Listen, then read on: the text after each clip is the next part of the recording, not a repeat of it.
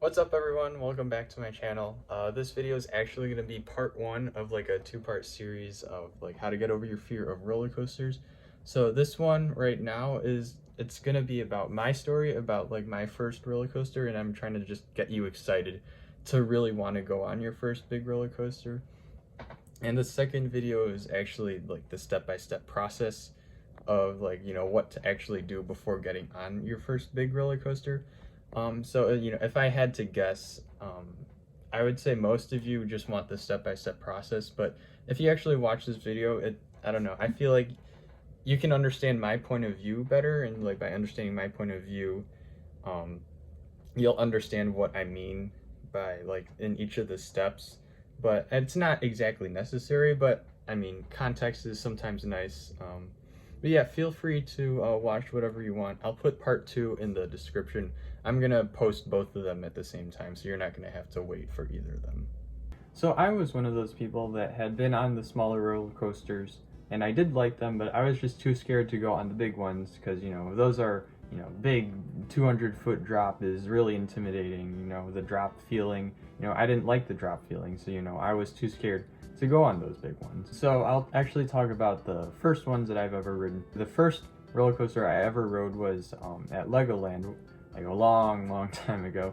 My cousin got us to go on it because he said it was a lot of fun, and I went on it with my brother and my cousin, and it was, it was one of those, really small ones. It was a dragon one. I think they rethemed it, but if you guys happen to know which one that is, it's like a small kiddie coaster, and but I had an absolute blast on it. It was a lot of fun, and so then I wanted to go on another roller coaster.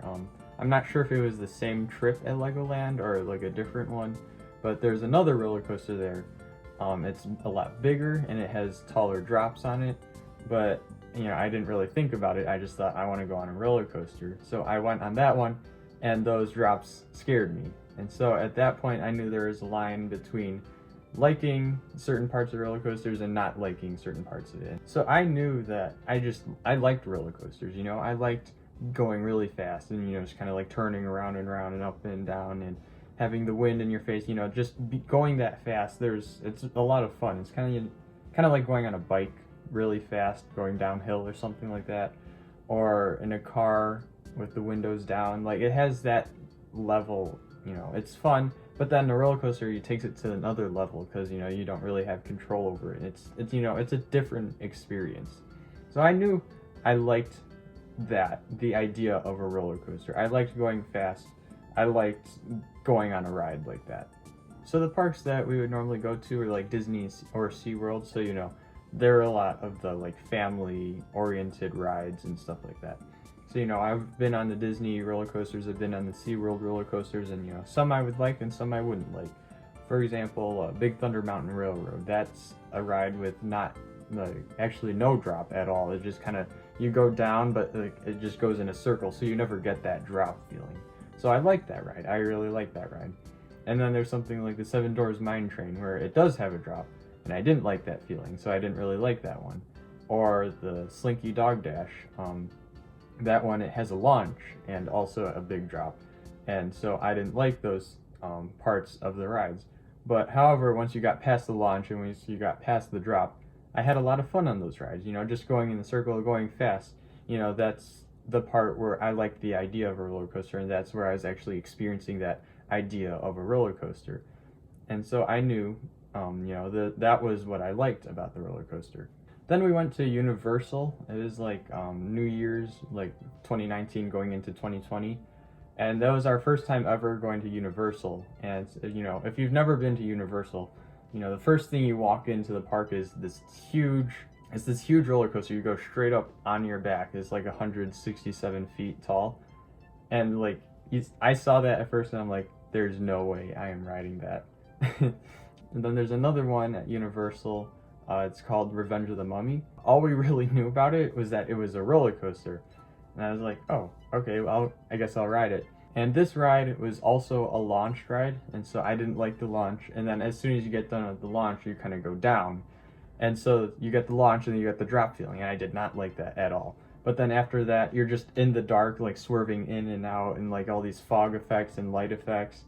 and that's the fun part of the roller coaster. And so I got off that ride, and I hated the launch, but I absolutely loved the ride overall. Like, that was the most intense ride I'd ever been on by that point, and it was my favorite despite not liking the launch at all.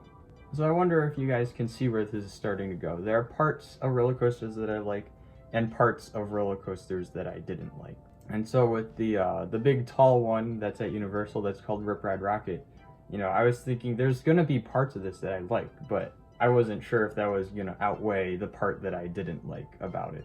And so fast forward like a year and a half-ish, we went back to Universal the spring of 2021 this year.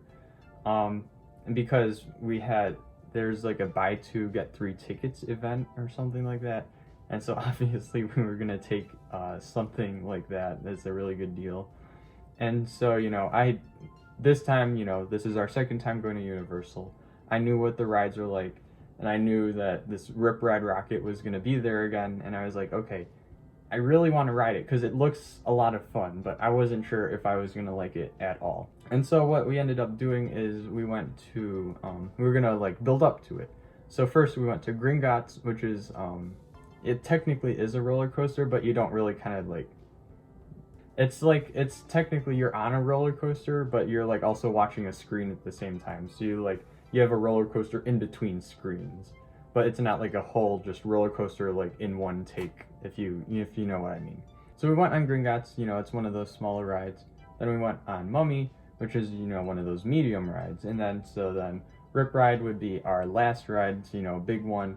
So we'd be all ready for that. But after the Mummy and after Gringotts, I didn't feel warmed up. I still felt scared. Like, I didn't want to go on this Rip Ride Rocket. And so we actually like went around the rest of the park, and then we're getting hot dogs. This is a little off track, but I guess it kind of fits in the story. But yeah, we're getting hot dogs. This hot dog stand is taking forever to like give the hot dogs because there are like 2 people working it. And so we waited like an hour in the hot dog line, and you can see Rip Ride Rocket across the lake. And, you know, I just kept watching it go down, like go over the hill, go down, go over the hill, go down. Like, I kept watching it because I really wanted to, you know, ride that. And so I was trying to hype myself up for it. And after waiting in that 1 hour long hot dog line, I was like, okay, I am riding this. I'm not scared anymore. I am going to ride that. And so I forced myself to get on that ride. And so, okay, let's see, where do I even start? So Rip Ride Rocket is actually, you get to pick the music that you listen to. So there's like speakers like right here. So like say, this is the seat, but you know, it goes up here. And so the speakers are like on, the speakers are on like each side of your ear like this. And so you get to pick a song that you want to listen to. Yeah, so that's part of what makes it a pretty cool ride. So I sit down and, you know, strap in, and then, you know, it's a ride that takes you straight up on your back. And like literally as soon as you sit down and you dispatch the station, you go straight up. Like there's no like, oh, gradual, okay, we're gonna like kind of do this little turn, then go up. No, you just go in the station, you dispatch like 2 feet, and then you go straight up like right away. And so you're just like, oh, okay. And so at this point, I'm just trying not to think about, okay, I'm on this like super tall thing, you know, I'm on my back. I actually felt like I was gonna fall out, you know, this way, because, you know, I guess think about when you sit back, you know, you're kind of leaning, you're not straight 90 degrees, right? You're kind of leaning back. So if you take that back a little further, it's not gonna be straight 90 degrees. You're kind of like this. And so I felt like I was gonna fall out this way. But, you know, I'm just listening to the music. I'm like, okay, music, distraction. I'm not going to think about I'm on this really tall ride. And then it takes like 10 seconds to get to the top. So it's actually really fast. That might not seem fast, but it's pretty fast. And you get to the top. And so, you know, you're 167 feet in the air. You get to see the whole park. So I looked around and I'm like, oh, this is a really nice view, actually. But then, like, I was also, like, really scared about the drop. I'm like, okay, there's going to be a huge drop here, but I'm also looking at this nice view. I'm trying to stay distracted. I'm trying to, you know, stay calm. And then we start falling. And for the split second, I feel the drop. I'm like, oh, no. And then after that, you're just like, oh, yeah, because you're going so fast down that drop. Going fast completely outweighs the drop feeling. Like the drop feeling, I'm not sure if it's because I was going fast that I didn't feel it, or because I was excited that didn't feel it, but I felt it for like that split second, and then it was gone. And I had so much fun on that ride. Like I've never gotten off a ride and like been so excited about it, because I was trying to get my sister to go on it, and she chickened out like last second. She's like, no, you go on it.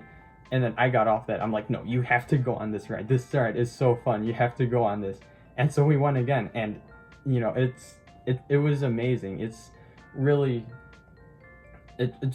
life-changing thing to be able to go on roller coasters like that, because you know, now you can go to parks and you get to have so much fun, and you know, the big ones, you know, you don't have to go on the small ones and stuff like that. If you're one of those people that likes the small ones but you're too scared to go on the big ones, or you don't like the drop on the small ones but you like everything else, I can guarantee to you that if you just like going fast, if you like the wind in your face, if you like rides, if you just like roller coasters but you don't like one single aspect about it, I can guarantee you that you will like these big rides, because that one thing that you don't like will be washed away by everything else that you do like, just because they're a huge ride and there are so many more things that you could like than you cannot like about it.